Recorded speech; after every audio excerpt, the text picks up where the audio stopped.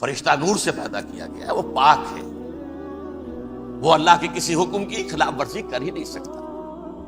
لا یعصون اللہ ما امرہم ویفعلون ما یؤمرون، وہ جو بھی اللہ تعالیٰ حکم دیتا ہے اس کی کوئی معصیت یا نافرمانی نہیں کرتے، بلکہ جو حکم لیا جاتا ہے مان لیتے۔ ذرا سا اشکال ہوا تھا، پوچھ لیا، جواب مل گیا، خاموش ہو گئے بس۔ لیکن عزازیل نامی ایک جن تھا، جو ایک تو جن ہونے کی نسبت سے فرشتوں سے کچھ نہ کچھ مماثلت تھی، قرب تھا، دوسرے یہ علم میں، زہد میں، عبادت میں اتنا اونچا تھا، اتنا اونچا تھا، اتنا اونچا تھا کہ یہ ملائکہ ہی کے صف میں شامل ہو گیا۔ اس نے علم بغاوت بلند کر دیا۔ جب حکم دیا گیا کہ سجدہ کرو آدم کو، اب یہ دیکھیے کس قدر یہ اہم مضمون ہے، اور آپ سوچ رہے ہیں یہ باتیں آج پہلی مرتبہ ہمیں اس طرح سنائی جا رہی ہیں، یہ باتیں تو علم میں آتی نہیں ہمارے۔ وجہ کیا ہے؟ آپ کو دلچسپی نہیں ان چیزوں سے۔ جدید تہذیب نے ان چیزوں کی اہمیت کو زیرو کر دیا۔ قرآن میں اہمیت کا کیا عالم ہے؟ 7 جگہ یہ مضمون قرآن میں آیا کہ فرشتوں کو ہم نے حکم دیا سجدہ کرو آدم کو، سب نے سجدہ کیا۔ فسجد الملائکۃ کلھم اجمعون، سارے کے سارے، کل کے کل، سب نے مل کر سجدہ کیا آدم کو، اللہ کے حکم کی فوراً تعمیل کر دی، الا ابلیس ابا واستکبر وکان من الکافرین، ابلیس نے نہیں کیا، انکار کیا، استکبار کیا، گھمنڈ کیا۔ اور اس کو سورہ کہف میں بیان کر دیا گیا، یہ اس لیے کہ وہ اصل میں جنات میں سے تھا، اگرچہ شامل تو تھا فرشتوں میں اس وقت، کان من الجن ففسق عن امر ربہ، وہ اصل میں جنات میں سے تھا، اس وجہ سے وہ اپنے رب کے اس فیصلے کے خلاف کھڑا ہو گیا، سرکشی تھی اس میں۔ یہ معاملہ اتنا اہم ہے، اب آپ سمجھیے کہ 7 مرتبہ سورہ بقرہ، سورہ اعراف، سورہ حجر، سورہ بنی اسرائیل، سورہ کہف، سورہ طٰہٰ، سورہ صاد، 6 مکی صورتوں میں ذکر ہے یہ، اور 1 مدنی صورت سورہ بقرہ۔ ان میں سے اکثر مقامات پر پھر جب اللہ نے کہا کہ اچھا تم نے یہ سرکشی کی ہے اور ہمارے حکم کی خلاف ورزی کی ہے تو یہاں سے نکل جاؤ، دفع ہو جاؤ، تم مردود ہو، مردود، ملعون، ان علیک لعنتی الی یوم الدین، اب تجھ پر لعنت رہے گی میری قیامت کے دن۔ اس نے کہا اچھا پروردگار پھر مجھے ذرا مہلت دے دے، رب فانظرنی الی یوم یبعثون، قیامت تک میری زندگی طویل کر دے۔ فذهب فإنك من المنظرین، کہہ دیا اچھا جاؤ، تمہاری یہ درخواست بھی ہم نے قبول کی۔ اس نے کہا پروردگار اب میں اس آدم کو بھی گمراہ کر کے چھوڑوں گا اور آدم کی نسل کو تباہ کر کے چھوڑوں گا۔ انتہائی شدید چیلنج کے انداز میں یہ قرآن مجید میں 4-5 مرتبہ میں نے صرف 2 جگہ سے آپ کو اس وقت کوٹ کر کے سنایا تھا۔ سورہ اعراف میں اللہ تعالیٰ فرماتے ہیں قال، اس پر ابلیس نے کہا فبما اغویتنی، تو اے رب جو تو نے مجھے گمراہ کیا ہے، مجھے ذلیل کر دیا، مجھ پر فوقیت دے دی، اس کو انا خیر منہ، میں اس سے بہتر ہوں، خلقتنی من نار وخلقتہ من طین، بنایا تو نے مجھے آگ سے اور اس کو بنایا مٹی سے، پھر مجھ سے مطالبہ کہ میں سجدہ کروں، اور میں نے سجدہ نہیں کیا تو اب تو نے مجھے ملعون قرار دے دیا۔ قال فبما اغویتنی لأقعدن لهم صراطک المستقیم، اب میں یہ نسل آدم کے لیے، اس کو برباد کرنے کے لیے تیری سیدھی راہ کے اوپر دھات میں بیٹھوں گا، سیدھے راستے پر چلنے نہیں دوں گا۔ ثم لآتینہم من بین ایدیہم، پھر میں ان پر حملہ آور ہوں گا، ان کے سامنے سے بھی، ومن خلفہم، ان کے پیچھے سے بھی، وعن ایمانہم، ان کے داہنی جانب سے بھی، وعن شمائلہم، اور ان کے بائیں جانب سے بھی، ولا تجد اکثرہم شاکرین، اور تو دیکھے گا کہ ان کی اکثریت تیری شکر گزار بندوں پر مشتمل نہیں ہوگی۔ یہ چیلنج تھا، اور ایک چھوٹا سا چیلنج جو سورہ صاد میں آیا ہے، اور یہاں تو اس نے اللہ کے جلال کی قسم کھا کر کہا قال فبعزتک لأغوینہم اجمعین، اے رب تیری عزت، تیرے جلال کی قسم ہے میں ان سب کو گمراہ کر کے چھوڑوں گا، الا عبادک منہم المخلصین، سوائے ان میں سے وہ کچھ لوگ جنہیں تو خالص اپنا بندہ بنا لے، جنہیں تو اپنا بندہ بنا. ارے مخلص، مخلص نہیں، مخلص یہ مفعول ہے، فاعل نہیں ہے. جسے تو بنا لے. بعض لوگوں کو اللہ چن لیتا ہے، وہ اجتبا کو تمہیں چن لیا ہے. استفا، اجتبا، بس وہ بچیں گے جن کو تو اپنی خاص امان میں لے لے گا، باقی میں سب کو گمراہ کر کے چھوڑوں. یہ ہے اصل دنیا میں نوع انسانی کا ابدی دشمن، ازلی سے ابدی تک. اور اس میں نوٹ کیجئے کہ اس کی اصل بنیاد کیا ہوئی؟ دو لفظ، تکبر اور حسد. استکبرا، تکبر کیا، انا خیر منہ، میں اس سے بہتر. یہ ساری بس کی گانٹھ یہی ہے، سب سے بڑی گمراہی کی وجہ یہی ہے. اسی لیے کہا ہے حدیث میں، لن يدخل الجنہ من کان فی قلبہ مثقال حبۃ من کبر. جنت میں ہرگز وہ شخص کبھی بھی داخل نہیں ہو سکے گا جس کے دل میں رائے کے دانے کے برابر بھی کبر. تکبر سب سے بڑا دشمن. الکبر ردائی، اللہ فرماتا ہے یہ تکبر، یہ تو میری چادر ہے. کوئی شخص تکبر کرتا تو گویا میری چادر گھسیٹ رہا ہے میرے کندھے سے. عرب میں کسی شخص کی توہین کرنی ہوتی تھی تو اس کی چادر گھسیٹتے تھے، ننگا کر دیا گویا. یہ میری ردائی ہے، الکبر ردائی، یہ میری چادر ہے، یہ جامہ مجھے زیب دیتا ہے، مجھ پر راستہ تھا. اور حسد، آدم کو جو برتری عطا ہو گئی اس حسد کی آگ میں بجی اور اس کا انتقام لینا چاہتا ہے. آدم سے بھی، آدم کو بھی گمراہ کیا، جنت سے نکلوایا. ایسے نکلنا تو انہیں تھا ہی مشیت اذنی میں، لیکن فوری طور پر اللہ کے حکم کی خلاف ورزی تو کروائی نا. فعصى آدم ربہ فغوى، آدم نے اپنے رب کے حکم کی نافرمانی کی، گمراہ ہوا عارضی طور پر. یہ دوسری بات ہے، توبہ کر لی، اللہ نے توبہ قبول فرما لی، معاف کر دی. وہ مستقل جو ہے وہ نسل انسانی پر اس گناہ کا اثر متوارث طور پر نہیں آ رہا ہے، ختم ہو چکا معاملہ، ہوا تھا ہو گیا. فتلقى آدم من ربہ کلمات فتاب علیہ انہ هو التواب الرحیم. اور توبہ کی شان یہ ہے جب وہ قبول ہو جائے اللہ کی جناب میں، یا تائب من الذنب کمن لا ذنب له، گناہ سے توبہ کرنے والا ایسے ہوتا ہے جیسے اس نے کبھی گناہ کیا ہی نہیں تھا. لیکن بہرحال وہ گمراہ کرنے میں کامیاب ہو گیا، حضرت آدم اور حوا کو. اور نوع انسانی کی عظیم اکثریت، عظیم اکثریت، عظیم اکثریت اس کے داؤ میں آئی ہوئی ہے نہیں.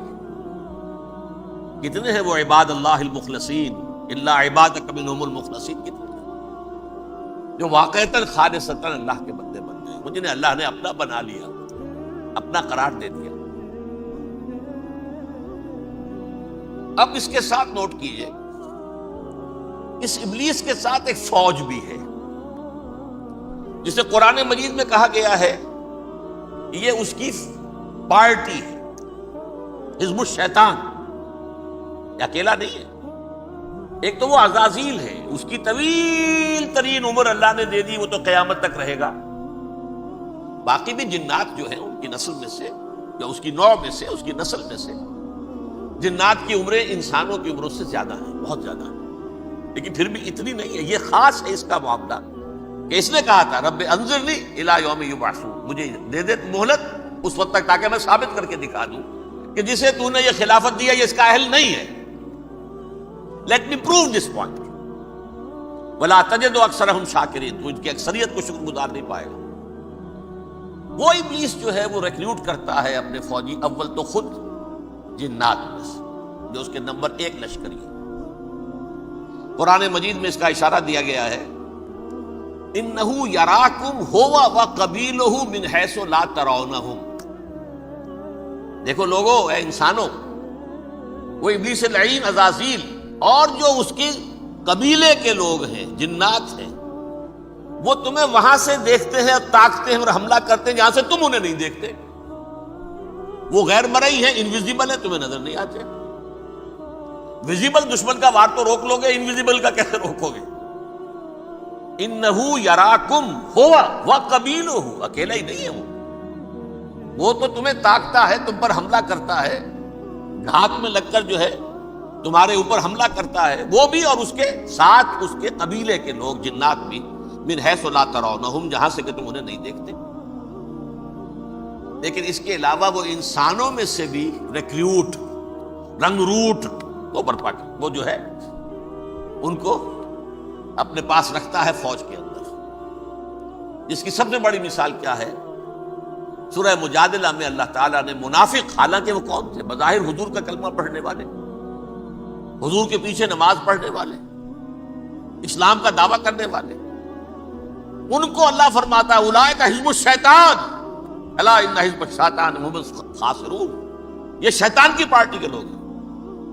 وہاں مقابلے میں آیا ہے اولئک حزب اللہ الا ان حزب اللہ هم المفلحون.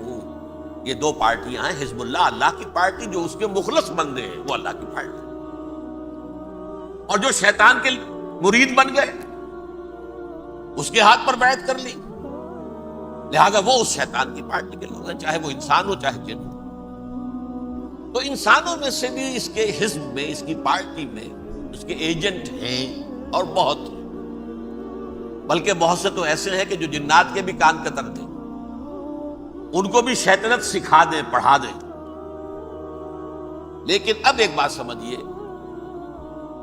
ایک دنیا میں نسل اور قوم بھی ایسی ہے جو ایک خاص وقت سے بحیثیت مجموعی من حیث القوم ابلیس کی ایجنٹ بن گئی. وہ کون ہے؟ وہ یہودی. یہ یہودی قوم جو ہے، اس میں ایک تو کچھ یہ کہ ان کی فطرت کے اندر یہ تھا کہ ہم ہیں اصل انسان، باقی انسان جو ہے وہ انسان نما حیوان ہے، ان کی کوئی حیثیت ہی نہیں. ہم ہیں اصل انسان، نحن ابناء اللہ واحباؤہ. باقی یہ جینٹائلز، یہ گوئمز، غیر یہودی، یہ تو حیوانات ہیں. اب جیسے کہ انسانوں کو حق ہے کہ حیوانوں کو ایکسپلائٹ کریں، استعمال کریں. گھوڑے کو آپ تانگے میں باندھتے ہیں کہ نہیں؟ اس کی پسینے کی اور محنت کی کمائی ہے جو کھاتا ہے تانگا چلانے والا. البتہ یہ ضرور ہے کہ چونکہ اگلے روز پھر جوتنا ہے تو کچھ نہ کچھ تو اسے بھی کھلائے گا نا، اپنی کمائی میں سے کچھ دانے کھلائے گا، کچھ اور گھاس دے گا. یا بیل کو جوتنا ہے ہل میں تو کچھ نہ کچھ اس کو دینا ہوگا کھانے کو، لیکن پھر اسے استعمال کرنا. تو ان کا مستقل قول یہ ہے کہ اصل انسان ہم ہیں، باقی پوری نوع انسانی ہمارے لیے حیوانوں کے درجے میں. ہم چاہیں جس طرح انہیں استعمال کریں، ایکسپلائٹ کریں، دھوکہ دیں، جیسے چاہیں لوٹیں، کھسوٹیں، سب کچھ کریں، بدہضی کریں، ان سے سود لیں، سب کریں، جو بھی ممکن طریقہ ہو. یہ ہمارے لیے، ہم ڈومینیٹ کریں گے، اور یہ در حقیقت ہمارے اعلی کار ہیں. ایک تو اس اعتبار سے یہود بقیہ پوری نوع انسانی کے دشمن بن گئے. قرآن مجید کی وہ آیت بھی میں نے آپ کو سنائی ہے، وَقَالُوا لَيْسَ عَلَيْنَا فِي الْأُمِّيِّينَ سَبِيلٌ. یہ امیین کہتے تھے نا ان کو، جو غیر یہودی ہیں، کیونکہ ان کے پاس کتاب تھی، تورات تھی، اور کتاب نہیں تھی کسی کے پاس. لہذا یہ صحیح ان پڑھ ہے، پاگل ہے، جاہل ہے، امی ہے. ہم ہیں صاحب کتاب، ہمارے پاس شریعت، ہمارے پاس کتاب. یہ لوگ ان پڑھ ہیں، جاہل.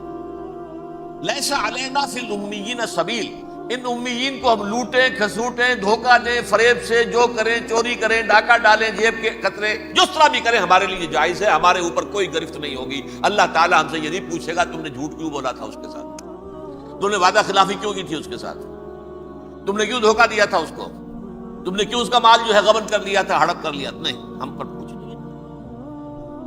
اس اعتبار سے ایک تو یہ انسانیت کی دشمنی ان کی گھٹی میں پڑ گئی، اس غلط خیال کی وجہ سے. ہم تو بخشے بخشائے ہیں، we are the chosen people of the Lord. ہمیں تو اللہ اگر جہنم میں داخل بھی کرے گا تو صرف چند دن، لن تمسنا النار الا ایاما معدودات. باقی اصل میں تو ہم تو اللہ کے پسندیدہ، نحن ابناء اللہ واحباؤہ، اس کے بیٹوں کے مانند بڑے چہیتے ہیں، لاڈلے ہیں. یہ باقی دنیا، باقی انسان ہماری چراہ گاہ ہے، جیسے چاہیں چریں، جس طرح چاہیں ہڑپ کر جائیں. یہ تو ان کا پہلے سے مستقل معاملہ تھا. لیکن اس کے بعد ان کی تاریخ میں ایک دور وہ آیا جب حضرت مسیح علیہ السلام ان میں مبعوث کیے گئے. یہ 1400 سالہ تاریخ کا کلائمیکس ہے یہود کی۔ جب کتاب انہیں دی گئی تھی تورات حضرت موسیٰ کے ذریعے، وہ 1400 قبل مسیح کا واقعہ ہے۔ اس وقت سے لے کر اللہ کا وہ فضل ان پر ہوا، وہ فضل ان پر ہوا کہ کوئی ایک لمحہ ایسا نہیں آیا 1400 برس میں کہ ان کے ہاں کوئی نہ کوئی نبی موجود۔ یہ تار ٹوٹا ہی نہیں، 2 سے شروع ہوا، موسیٰ ہارون علیہ السلام، اور 1400 برس کے بعد پھر آخری 2 ہیں، عیسیٰ اور یحییٰ علیہ السلام، یوں سمجھ لیجئے۔ اور اس کے درمیان یہ تار ہے، اور اس تار میں کوئی ایک لمحہ ایسا نہیں آیا کہ کوئی نبی موجود۔ اس میں اتار چڑھاؤ بہت سے آئے ہیں، اس کا وہ میرا موضوع نہیں ہے۔ اس وقت قبل مسیح کی تاریخ جو ہے وہ میرا موضوع نہیں ہے۔ قرآن مجید میں سورہ بنی اسرائیل کے پہلے رکوع میں اس کا تذکرہ موجود ہے۔ وَقَضَيْنَا إِلَىٰ بَنِي إِسْرَائِيلَ فِي الْكِتَابِ لَتُفْسِدُنَّ فِي الْأَرْضِ مَرَّتَيْنِ وَلَتَعْلُنَّ عُلُوًّا كَبِيرًا، 2 مرتبہ ان پر عذاب کے کوڑے برسے، پہلے اشوریوں کے ذریعے سے جو شامی تھے، سیرینز اشوری کہلاتے، پھر بابلیوں کے ذریعے سے یعنی عراقیوں کے ذریعے سے، بیبیلونیا نام تھا عراق کا پہلے، ان پر بہت بڑی بڑی تباہیاں آئیں، اللہ تعالیٰ کی طرف سے عذاب آئے۔ اس کے بعد پھر دوسرے دور میں دوسرا اقتدار کا دور آیا، خرمستیاں بڑھ گئیں، تو پہلے گریکس کے ذریعے سے، یونانیوں کے ذریعے سے، اور پھر رومیوں کے ذریعے سے پسوایا گیا۔ یہ دور گزر چکے تھے ان پر، 2 عروج کے دور اور 2 زوال کے دور۔ میری چھوٹی سی کتاب ہے تنظیم اسلامی کا تاریخی پس منظر، 6-7 روپے کی ہوگی، اس کو آپ دیکھیں گے تو اس میں اس کا پورا نقشہ آپ کو مل جائے گا۔ ویسے تو یہ کہ میری جو ذرا بڑی کتاب ہے سابقہ اور موجودہ مسلمان امتوں کا ماضی، حال اور مستقبل، اس میں میں نے ان معاملات پر بڑی تفصیل سے بحث کی۔ بہرحال یہ جو دور تھا ان کا 1400 سالہ، وہ اونچ نیچ سے ہوتا ہوا جب آیا ہے حضرت مسیح کی بعثت پر، تو ان کی شرارت کی انتہا یہ ہو گئی کہ اللہ تعالیٰ نے مسیح کو رسول بنا کر بھیجا، رسولاً الی بنی اسرائیل۔ حضرت موسیٰ اور حضرت عیسیٰ کے درمیان رسول کوئی نہیں ہے، سب نبی ہیں۔ حضرت موسیٰ رسول تھے اور حضرت عیسیٰ رسول، درمیان میں داؤد ہو، سلیمان ہو، یشعیاہ ہو، زکریا ہو، یہ سب نبی ہیں، یحییٰ نبی ہے، رسول نہیں ہے، لہذا وہ شہید کر دیے گئے۔ رسول شہید نہیں ہو سکتا، قتل نہیں ہو سکتا۔ لیکن عیسیٰ اور موسیٰ کے درمیان 1400 برس ان کے جو ہیں، اس کا کلائمیکس ہے حضرت مسیح علیہ السلام کی بعثت، اور حضرت مسیح علیہ السلام کو جسے اللہ نے اپنی روح قرار دیا، روح منہ، کلمتہ القاہا الی مریم، اللہ کا کلمہ، عظیم ترین معجزات۔ انہوں نے کیا کہا؟ یہ ولد الزنا ہے، حرام زادہ ہے، معاذ اللہ، نقل کفر نباشا، یہ جادوگر ہے، یہ مرتد ہے، یہ واجب القتل۔ اصل حکومت اس وقت رومیوں کی تھی حکومت، لیکن انہوں نے انہیں آٹونومی دے رکھی تھی، اپنے مذہبی معاملات تم خود طے کر سکتے۔ تو کائفاس جو اس وقت کا ان کا ہیڈ ربائی تھا سب سے بڑا، اس کی عدالت نے فیصلہ کیا مسیح کو سولی چڑھا دیا جائے۔ پائلیٹس پونٹس، اس کے پاس ان کی یادداشت پہنچ گئی، یہ ہمارا مجرم ہے مذہبی، یہ مرتد ہے، یہ کافر ہے، یہ جادوگر ہے، یہ واجب القتل ہے، اسے قتل کر سولی چڑھا دو۔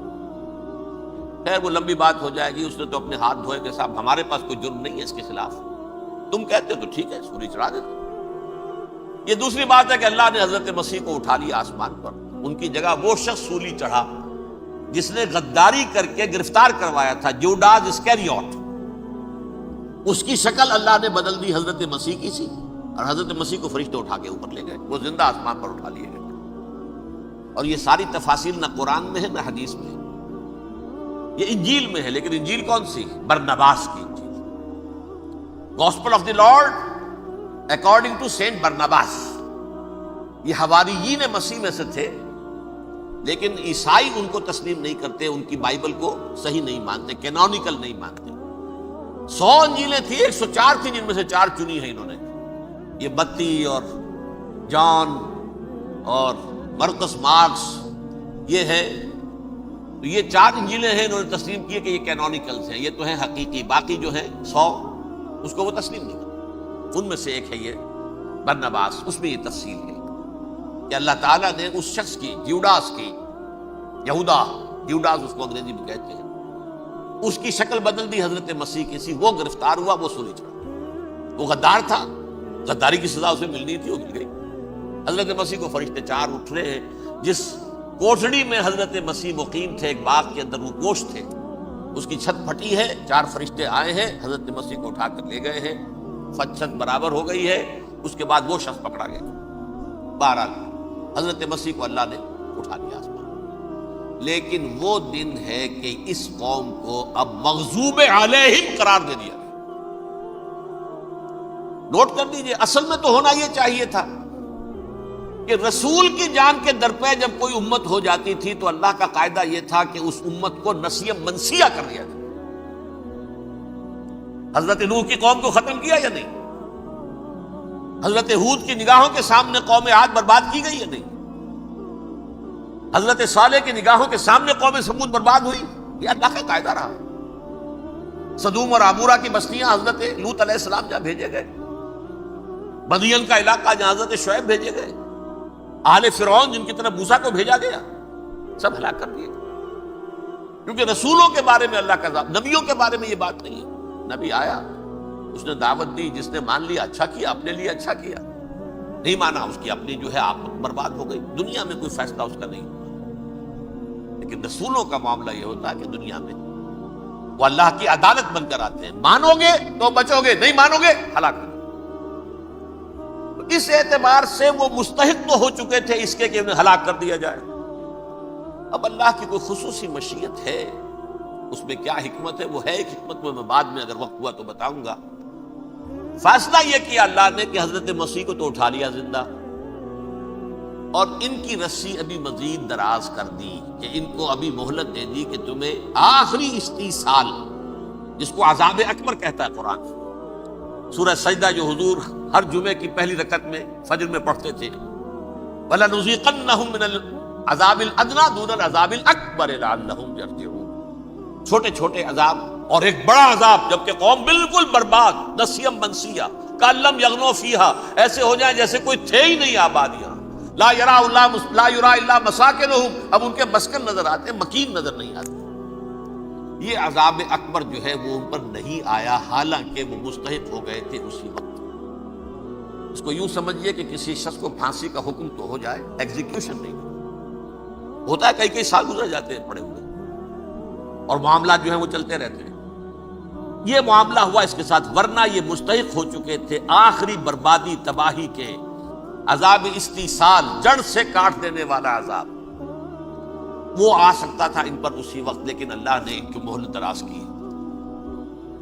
لیکن اس کے بعد اللہ نے ان کو ایک اور موقع دیا. 600 برس بعد حضرت مسیح کے محمد الرسول اللہ صلی اللہ علیہ وسلم کی بعثت ہوئی. اور یہ میں سمجھتا ہوں کہ اس قوم پر اللہ کا اتنا بڑا فضل تھا، اتنا بڑا فضل تھا، اتنا بڑا فضل تھا. اب پھر ایک موقع دیا، عسیٰ ربکم ان یرحمکم وان عدتم عدنا. دیکھو اب بھی تمہیں ہم ایک موقع دے رہے ہیں، تمہارا رب تمہارے اوپر اب بھی فضل کرنے کو تیار ہے، رحم فرمانے کو تیار ہے. ان ھذا القرآن یہدی للتی ہی اقوم، اس قرآن کے سائے میں آ جاؤ، یہ شاہدرا ہے ہدایت میں آنے کا، اس میں داخل ہو جاؤ. محمد کی تصدیق کرو صلی اللہ علیہ وسلم، دامن محمدی میں آ جاؤ، اب بھی ہم تمہارے گناہ بخش دیں. لیکن نہیں، اس قوم نے حضرت محمد صلی اللہ علیہ وسلم کی دشمنی کی کمر کس لی. اور اب یوں سمجھیے اس تاریخ سے لے کر آج تک یہ گٹھ جوڑ ہے. ظاہر بات ہے کہ ابلیس کا بھی اصل دشمن اب کون ہے، یا ہدف کون ہے، ٹارگٹ کون ہے؟ جنہوں نے محمد کو نہیں مانا صلی اللہ، وہ تو ہے ہی جہنمی، ان پر کوئی اور محنت کرنے کی ضرورت کیا ہے؟ سمجھ رہے میری بات؟ حضور کی بعثت کے بعد جنہیں حضور کو رد کر دیا، ان پر ایمان نہیں لائے، وہ کون ہے؟ کافر، وہ جہنمی ہے ہی ہے. لہذا اس کے اوپر کوئی محنت صرف کرنے کی ابلیس کو ضرورت نہیں. اس کا اصل ٹارگٹ امت محمد ہے صلی اللہ علیہ وسلم. وہ ساری نوع انسانی کی دشمنی اب آ کر مرکوز ہو گئی ہے امت محمد صلی اللہ علیہ وسلم کی دشمنی. اور اسی طرح یہود کا معاملہ، اگرچہ ویسے پوری نوع انسانی کے دشمن ہیں، انہیں حیوان سمجھتے ہیں، ان کی جان مال اپنے لیے مباح سمجھتے ہیں، جس طرح چاہے لوٹے کھسوٹے کھائیں پیئے انہیں.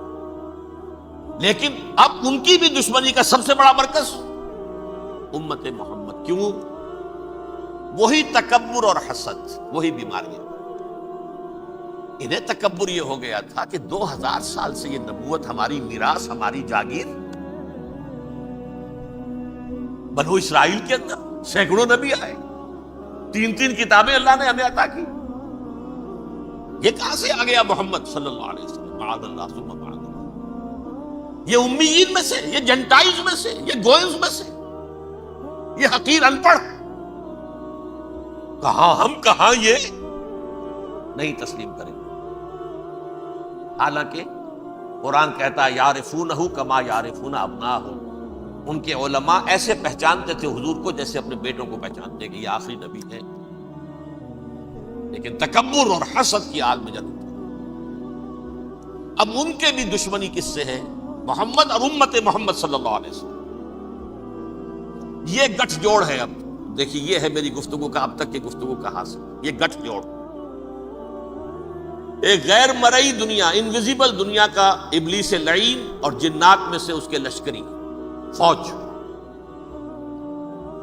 انسانوں میں سے ویسے تو اور بھی بہت جگہ اس کے ایجنٹ ہے، مسلمانوں میں بھی ہے، لیکن بحیثیت قوم، بحیثیت مجموعی، ایک پوری قوم، ایک پوری نسل جو ہے اس کے ساتھ گٹھ جوڑ ہے. ان دونوں کی گٹھ جوڑی کے ساتھ یہ دشمن دون ہیں انسانیت کے. پہلا دشمن ابلیس لعین، عزازیل لعین، اور دوسرے دشمن یہود ملعون.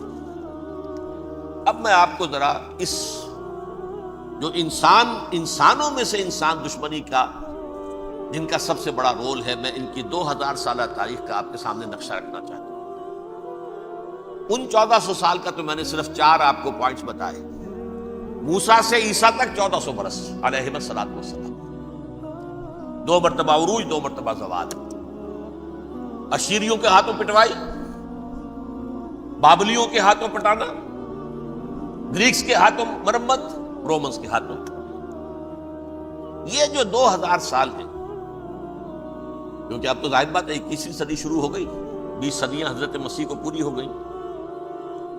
پہلی بات نوٹ کیجئے، حضرت مسیح کی پیدائش ہے سن 1 قبل مسیح. یہ نقطہ آپ نے کبھی سنا ہے یا نہیں؟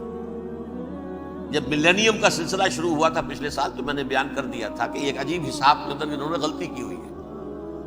حضرت مسیح کی پیدائش ہوئی 25 دسمبر کو. سن انہوں نے شروع کر دیا کہ اس کے بعد جنوری آئی تو پہلا سال شروع ہو گیا. اگر جنوری سے پہلا سال شروع ہوا تو یہ 6 دن جو ہے تو اس کے پچھلے سال میں تھے. لہذا کہا جائے گا کہ Jesus Christ was born 1 year before Christ BC. تو 1 قبل مسیح میں حضرت مسیح کی پیدائش ہوئی. یہ آخری اسرائیلی نبی اور رسول. یہودی علماء کی مخالفت، دشمنی، سولی پر چڑھوا دینا میں بیان کر چکا ہوں. سن 33 عیسوی میں، جبکہ حضرت مسیح کی عمر 33 برس تھی، اللہ تعالیٰ نے انہیں زندہ آسمان پر اٹھا لیا. لیکن یہودیوں نے اپنے خیال کے مطابق انہیں سولی پر چڑھوا دیا. ان کی موت واقع. اگرچہ اس کے بعد یہ اختلاف ہے ان میں. یہودی کہتے ہیں وہ سولی پر چڑھ گیا، ختم ہوا، مر گیا.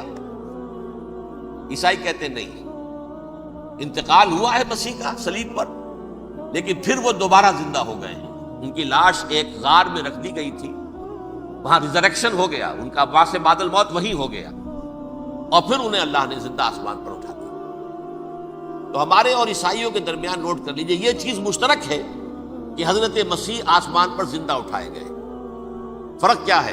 وہ سمجھتے ہیں کہ سولی دیے گئے، سولی پر مرے، پھر زندہ ہوئے، پھر گئے. ہم سمجھتے ہیں کہ نہیں، وما صلبوہ وما قتلوہ، انہوں نے نہ صلیب دے سکے انہیں اور نہ انہیں قتل کر سکے، بل رفعہ اللہ الیہ، اللہ نے اٹھا لیا. پھر ہمارا اور یہ اس کا عیسائیوں کا ایک اور اتفاق ہے، سیکنڈ کمنگ آف جیسس، حضرت مسیح دوبارہ آئیں گے. یہ عیسائیوں کا بھی عقیدہ ہے اور ہمارا بھی. بہرحال تو جیسا کہ میں نے عرض کیا کہ اس وقت یہ عذاب استیصال، عذاب اکبر کے مستحق ہو چکے تھے، لیکن اللہ نے ان کی مدت دراز کی ہے، لیکن ان پر دنیاوی عذاب کا ایک کوڑا جو ہے اللہ تعالی کی طرف سے اسی وقت برسا۔ دنیاوی عذاب دنیا میں رہتے ہوئے ختم نہیں کیا۔ 37 برس بعد، حضرت مسیح کے رفع سماوی کے 37 برس بعد، سن 70 میں یہودیوں نے بغاوت کی رومیوں کے خلاف۔ رومی ٹائٹس جنرل تھا ایک، اس نے پھر جو حملہ کیا ہے، 1,33,000 یہودی ایک دن میں قتل کیا یروشلم میں، اور ہیکل سلیمانی گرا دیا۔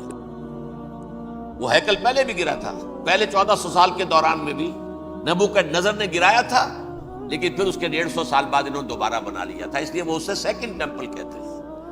پہلا ٹیمپل جو حضرت سلیمان نے بنایا تھا، نبوکدنضر نے گرا دیا 587 قبل مسیح میں، پھر دوبارہ انہوں نے 150 سال کے بعد بنا لیا۔ وہ اس تاریخ کا حصہ ہے، میں نے جس کے بارے میں آپ کو تفصیل نہیں بتائی۔ اس میں یہ ہوا سن 70 میں وہ گرا دیا گیا، وہ آج تک گرا پڑا ہوا ہے۔ نمبر 2، یہ کہہ دیا گیا کہ یہودیوں اس ارض فلسطین سے نکل جاؤ، تم یہاں نہیں رہ سکتے اب۔ لہذا جس کا جہاں سینگ سمایا چلا گیا، یورپ میں چلے گئے، ایشیا میں آ گئے، عرب میں آ گئے، یہ 3 قبیلے جو رات بھی میں نے عرض کیا تھا، بنو قینقاع، بنو نذیر اور بنو قریظہ، یہ وہاں سے آ کے مدینے میں آباد ہو گئے۔ جس کا جہاں سینگ سمایا، افریقہ میں، ہندوستان میں، جہاں چلے گئے۔ ڈایاسپورا اسے کہتے ہیں، وہ آپ نوٹ کر لیجیے اس لفظ کو، ڈایاسپورا، ہمارا دور انتشار، جبکہ ہمیں ہماری اصل سرزمین تو فلسطین ہے، حضرت ابراہیم کا مسکن، حضرت اسحاق، حضرت یعقوب کا مسکن فلسطین، یہ ہے ہماری اصل جاگیر، یہ تو ہماری جدی پشتی جاگیر ہے، لیکن یہاں سے نکال دیے گئے سن 70 عیسوی میں، اور وہاں سے لے کے 1917 تک ان کا ڈایاسپورا جاری رہا۔ یہ دور انتشار ہے۔ اس دور انتشار کے اب چند حصے ہیں جس کو میں چاہتا ہوں کہ آپ علیحدہ علیحدہ سمجھ لیں۔ دور انتشار کا جو پہلا جو ہے، تقریباً 300 برس رومی حکمران تھے، وہ یہودیوں کے بھی دشمن تھے اور عیسائیوں کے بھی دشمن تھے۔ عیسائی اور یہودی ایک دوسرے کے بھی دشمن تھے، لیکن رومی سمجھتے تھے کہ یہ ایک ہی تھیلی کے چٹے بٹے ہیں۔ رومیوں کے نزدیک عیسائی بھی یہودیوں ہی کا ایک فرقہ تھے، کوئی علیحدہ مذہب تو تھا ہی نہیں۔ لہذا رومی جو ہیں، رومنز، وہ ان دونوں کو ستاتے تھے، مارتے تھے، اور یہ آپس میں لڑتے تھے۔ یہودی عیسائیوں کو مارتے تھے، عیسائی یہودیوں کو مارتے تھے۔ یہ ہے 300 برس تک کی تاریخ۔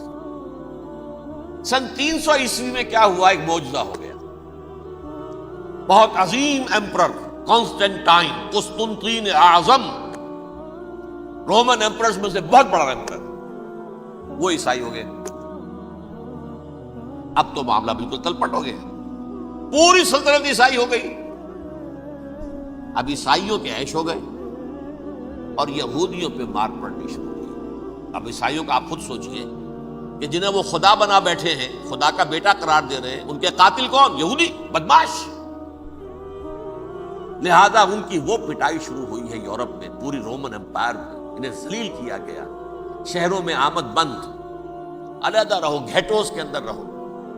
یہودی کا نام جو ہے وہ گالی بن گیا، جیسے آج بھی یہودی گالی کہتے ہیں، جیسے خنزیر کا لفظ، آخر وہ بھی اللہ کی مخلوق ہے، لیکن آپ کو معلوم ہے کوئی شخص زبان پہ نام نہیں لانا چاہتا خنزیر کا، سور کا، ہے تو مخلوق وہ بھی ایک حیوان ہے۔ ایسے ہی ہے یہودی گالی، جیوٹ۔ لہذا ایک طرف تو ان دونوں کے درمیان دشمنی، جس کو قرآن کہتا ہے وَأَغْرَيْنَا بَيْنَهُمُ الْعَدَاوَةَ وَالْبَغْضَاءَ، ہم نے ان کے مابین دشمنی جو ہے پیدا کر دی۔ اور جب یہ پوری سلطنت عیسائی ہو گئی تو قافیہ تنگ ہو گیا یہودیوں کا۔ اب آئیے 571 عیسوی،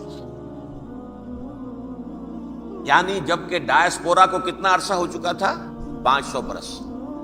سن 70 سے شروع ہوا ڈایاسپورا، جب ٹائٹس نے گرایا ہے ہیکل کو اور نکال باہر کیا انہیں فلسطین سے، بھاگ جاؤ یہاں ایک یہودی بھی نہیں رہے گا، فلسطین سے نکال دیے، اس کے پورے 500 برس بعد سن 571 عیسوی میں حضور کی پیدائش ہوئی، ولادت با سعادت محمد الرسول اللہ صلی اللہ علیہ وسلم۔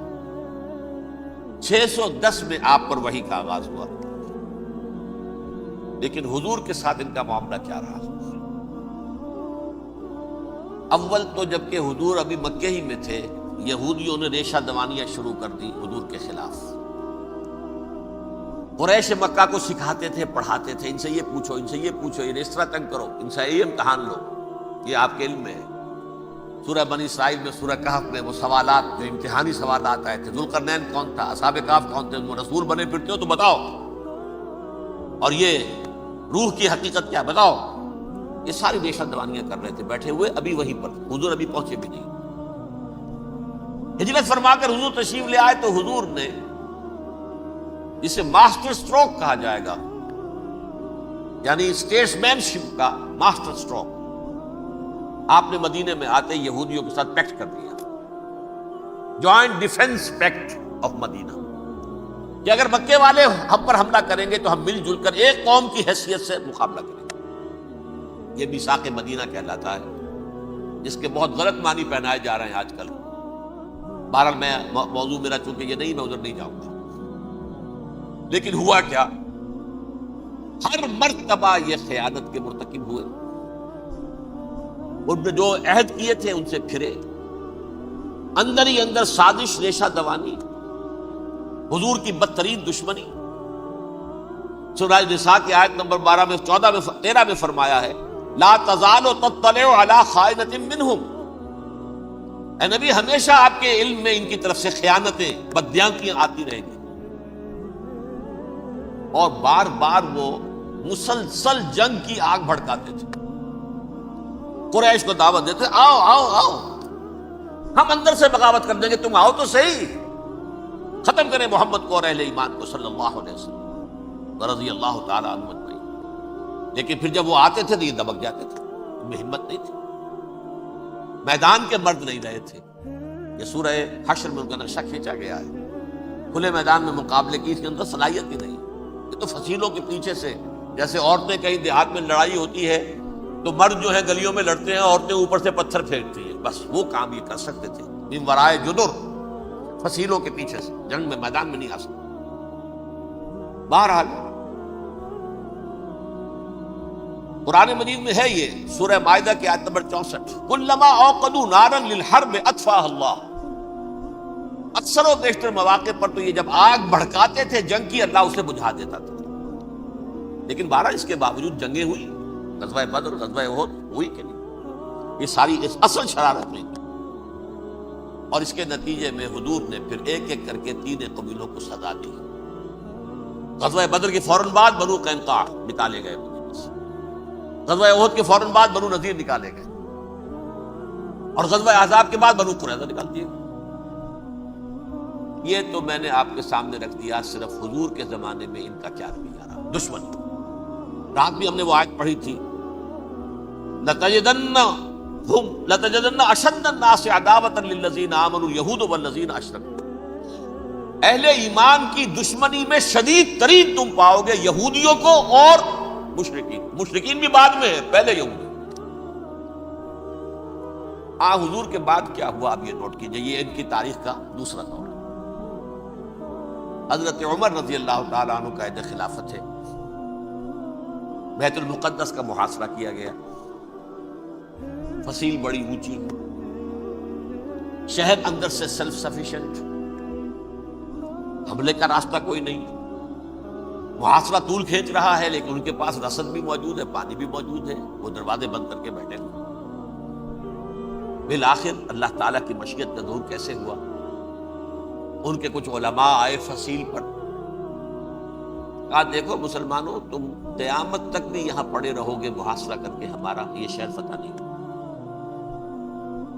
ہاں ایک درویش بادشاہ کے ہاتھوں یہ شہر فتح ہونا ہے، لیکن تمہارے اندر ہمیں وہ نظر نہیں آ رہا۔ ابو عبیدہ بن الجراح رضی اللہ تعالی عنہ امین هذه الامہ. تو فوراً ذہن گیا وہ درویش بادشاہ مدینے میں بیٹھا ہوا ہے عمر رضی اللہ تعالیٰ. اب ایک اور عمر بھی ہے جو قندھار میں بیٹھا ہے. نقشہ وہی ہے، سادگی کی حد تک نقشہ وہی، بالکل وہی، اپنی آنکھوں سے دیکھا وہی سادگی. عمر اول عمر ثانی تھے عمر بن عبد العزیز.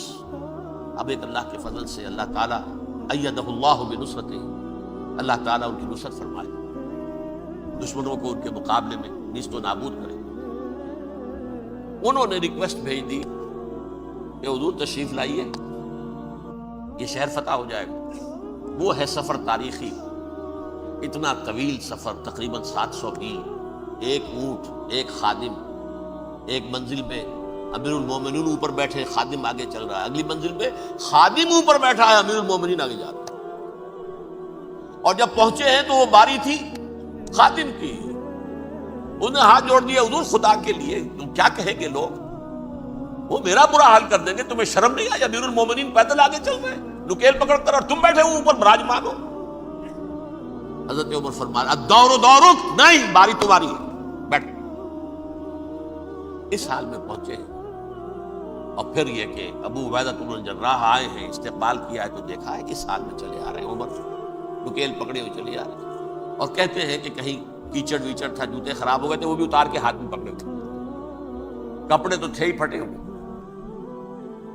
انہوں نے کہا بھی حضرت ابو عبیدہ نے، دیکھیے یہ بڑا متمدن ملک ہے، بڑا مہذب علاقہ ہے یہ، آپ ذرا حلیہ اپنا دوست فرما لیں تب جا کے پیش کریں، ہم آپ کو کریں گے. آپ نے فرمایا نحن قوم اعزنا اللہ بالاسلام، ہم وہ قوم ہیں جنہیں اللہ نے عزت دی ہے اسلام کے ذریعے سے، کپڑوں کے ذریعے سے نہیں، دولت کے ذریعے سے نہیں. اسی حال میں گئے ہیں. اوپر سے انہوں نے کھڑے ہو کر نشانیاں دیکھی ہیں، اپنی کتابیں کھولی، ہاں یہ وہی ہے. اچھا لو جی سرنڈر، شہر تمہارے ہاتھ میں. خون کا ایک قطرہ نہیں بہا اور بیت المقدس فتح. لیکن اس وقت حضرت عمر نے ایک نرمی یہ کی کہ یہودیوں کے لیے بھی اسے اوپن سٹی قرار دے دیا. یہ احسان عظیم حضرت عمر کا.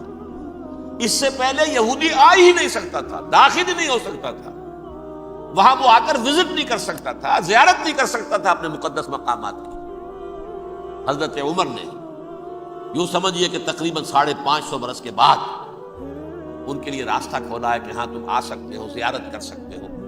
لیکن یہ عیسائیوں نے لکھوایا معاہدے کے اندر، انہیں یہاں آپ آباد ہونے کی اجازت نہیں دیں گے، لیکن کم وزٹ دی پلیسز، دیکھیں زیارتیں کریں اور جائیں. یہ معاہدہ حضرت عمر کا ہے رضی اللہ تعالیٰ، جو پھر خلافت راشدہ کے بعد بنو امیہ نے بھی اس کو آرڈر کیا، بنو عباس نے کیا. پھر جو ہمارے یہ ترکوں میں اندر خلافت آئی تو ترک خلفاء نے بھی اس معاہدے کی پوری پابندی کی. فلسطین میں آ سکتے ہیں یہودی صرف زائرین کی حیثیت سے، وہاں آباد نہیں ہو سکتے. اب آئیے اگلا دور آیا حضرت عثمان کا دور خلافت.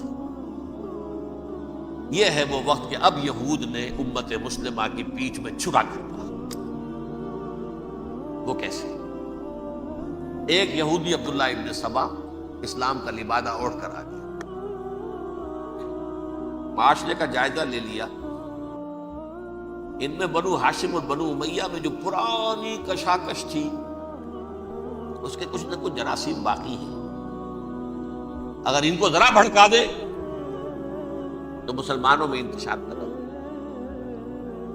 کہا یہ عثمان کون ہے؟ یہ تو بنو امیہ میں سے ہے، یہ حق تو بنو ہاشم کا ہے، خلافت ان کے پاس ہونی چاہیے، محمد کے تو رشتہ دار وہ ہے صلی اللہ علیہ وسلم. عوام الناس کے اندر بات پھیلنی شروع ہوئی. پھر ایک بڑی سازش کے انداز میں حضرت عثمان کے خلاف پروپیگنڈا، حضرت عثمان کے جو عاملین تھے، گورنر تھے، ان کے خلاف پروپیگنڈا، اور ایسی ہوشیاری کرتے تھے کہ کوفے میں کوفے کے حاکم کے خلاف کچھ نہیں کہنا، اجی مصر میں یہ ہو رہا ہے، اجی شام میں یہ ہو رہا ہے، اجی یہ جو عثمان ہے وہ یہ کر رہا ہے، یہ ظلم ہو رہا ہے، یہ لوٹ مار ہو رہی ہے، یہ خیانتیں ہو رہی ہیں. اب نہ تو اس زمانے میں مینز آف کمیونیکیشن، کیسے تصدیق کریں؟ افواہیں تو آپ آج کراچی کے اندر شروع ہو جائے تو پتہ نہیں چل سکتا کسی کو کہ کیا اس میں صداقت ہے کیا جھوٹ ہے. اور بری بات جو ہے فطرت انسانی کی کمزوری ہے، وہ فوراً قبول کرتا ہے. کسی کے بارے میں اچھی بات ماننے کو تیار نہیں ہوتا، لیکن بری بات تو فوراً تیار. بہرحال یہ فتنہ انہوں نے اٹھایا، حضرت علی کی الوہیت کا فتنہ اٹھایا، حضرت عثمان کے خلاف الفتنۃ الکبریٰ برپا کیا، حضرت عثمان شہید ہوئے۔ اس کے بعد 5 برس تک مسلمان ایک دوسرے کی گردنیں کاٹتے رہے، باہمی خانہ جنگی ہوئی، امت کو وہ زخم لگایا ہے جو آج تک جس سے خون رس رہا ہے۔ یہ شیعان عثمان اور شیعان علی تھے جو بعد میں پھر سنی اور شیعہ ہو، اور آج تک فتنہ کس نے جگایا؟ ایک عبداللہ ابن سبا یہودی اور اس کے کارندے، شیطان کا ایجنٹ، اور انسانوں میں سے بھی اس کے جو بھی حواریین تھے اور شیطانوں کے اندر سے بھی تھے، انہوں نے بھی اس آگ کو بھڑکایا۔ یہ آپ سوچ لیجئے کہ یہ کس نے وہ زخم لگایا؟ یہودی۔ اگلا دور آیا، خلافت راشدہ ختم ہوئی، بنو امیہ کا بھی دور کافی گزر گیا۔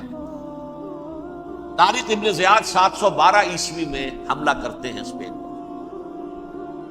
اسپین اس وقت عیسائیت کا بہت بڑا گڑھ، بڑے کٹر ترین عیسائی جو ہے وہ اسپین میں تھے، لہذا یہودیوں کی وہاں بہت پٹائی ہوتی تھی، میں بتا چکا ہوں، دشمنی تھی ان کی چلی آ رہی تھی عیسائیوں کے ہاتھوں یہودیوں کی۔ وہ تو سن 300 عیسوی سے ایمپرر کانسٹنٹائن کے بعد سے شروع ہو گئی تھی۔ اس حوالے سے یہودیوں نے اس وقت چالاکی یہ برتی، کچھ راستے واسطے بتائے، کچھ مدد کی طارق ابن زیاد کی۔ طارق ابن زیاد نے انہیں اپنا محسن سمجھا، ہسپانیہ فتح ہو گیا تو یہودی چونکہ محسنین کی فہرست میں آ چکے تھے، انہیں بہت اقتدار نصیب، بڑی سپورٹ مسلمانوں نے دی۔ ان کے بڑے بڑے علماء جو ہیں اسی دور کے اندر پیدا ہوئے، بڑے بڑے تھنکرز ان کے اسی دور میں پیدا ہوئے۔ بن گوریون جو کہ ایک وزیر اعظم تھا اسرائیل کا، اس نے یہ لکھا ہے اپنی کتاب میں، Muslim Spain was the golden era of our diaspora. وہ ڈائسپورا جو 70 عیسوی سے شروع ہوا تھا اور 1917 عیسوی تک جاری رہا ہے، اس میں سے گولڈن ایرا ہمارا جو تھا وہ مسلم اسپین تھا۔ ہسپانیہ میں بیٹھ کر ہم عیش کیے، لیکن وہاں سے انہوں نے اور جو کچھ کیا، یہ تو داستان کے اندر بہت سے گوشے ہیں، لیکن میں جس اسٹریٹ لائن میں چل رہا ہوں اس کے اعتبار سے ایک بات سمجھ گئی، وہاں بیٹھ کر انہوں نے اب عیسائیت کی پیٹھ میں چھرا گھونپا، پروٹیسٹنٹ مذہب پیدا کیا، تقسیم کر دیا، جیسے شیعہ سنی کی تقسیم، عبداللہ ابن سبا، رومن کیتھولک اور پروٹیسٹنٹ کی تقسیم، یہودی علماء۔ ہوتا کیا تھا؟ ہسپانیہ کی یونیورسٹیاں ہیں، کارڈووا میں ہے، ٹولیڈو میں ہے، گریناڈا میں ہے، غرناطہ، قرطبہ، تولیتلا، اور وہاں آتے تھے لوگ، فرانس سے چلے آ رہے ہیں نوجوان پڑھنے کے لیے، جرمنی سے چلے آ رہے ہیں، اٹلی سے چلے آ رہے ہیں، 3 ہی ملک قریب ترین پڑھتے ہیں سینٹرل جو یورپ کے ہیں۔ یہاں پر جو ہے وہ اسلام جو نور پھیلا رہا تھا اس سے بھی مستفیض ہوئے، جہالت کے جو ہے پردے ان کے وہ چھٹے، اس کے ساتھ ہی وہ یہودی وہاں ان کے اندر جو جراثیم داخل کر رہے تھے وہ اس عیسائیت کے خلاف بغاوت تھی جو اس وقت دنیا میں عیسائیت اس وقت تھی۔ پوپ کا راج تھا دنیا میں اس وقت، یورپ میں جو عیسائیت تھی اس میں ایک طرف بادشاہ تھے، لیکن بادشاہوں کی حیثیت وہاں پر یوں سمجھ لیجئے کٹ پتلیوں کی تھی، اصل قوت پوپ کے ہاتھ میں تھی۔ اور پوپ کو انہوں نے جیسے قرآن نے کہا اتخذوا احبارهم ورهبانهم اربابا من دون اللہ، کیونکہ سینٹ پال نے شریعت موسوی ساقط کر دی تھی تو اب شریعت تھی ہی نہیں، پوپ کو اختیار تھا جس چیز کو چاہے حلال قرار دے دے، جس چیز کو چاہے حرام قرار دے دے۔ اتخذوا احبارهم ورهبانهم اربابا من دون اللہ۔ انہوں نے کہا صاحب یہ پوپ کس بلا کا نام ہے، یہ بھی انسان ہے۔ بات تو ٹھیک تھی نا، اصل حیثیت تو کتاب کی ہونی چاہیے، ڈیوائن بک، ریویلڈ اسکرپچر، لہذا یہ کتاب ہر شخص پڑھ سکتا ہے۔ کوئی پوپ کے باپ کو جو ہے کوئی اس کے لیے پروپرائٹری رائٹس تو نہیں ہے کہ صرف پوپ پڑھ سکتا ہے یا پادری پڑھ سکتے ہیں، ہم بھی پڑھ سکتے ہیں، ہم بھی سمجھ سکتے ہیں۔ یہ باتیں تھی کہ جن کو بڑھا چڑھا کر بیان کر کے اور پوپ کا اقتدار ختم کرا دیا اور توجہ مرکوز کر دی بائبل کی طرف۔ اب بائبل میں بڑا حصہ تو اولڈ ٹیسٹامنٹ کا ہے، نتیجہ کیا ہوا؟ یہود کی عظمت پروٹیسٹنٹس کے نزدیک مسلم ہو گئی، اصل قوم تو یہ ہے. وہ دشمنی بدلی کہ نہیں بدلی؟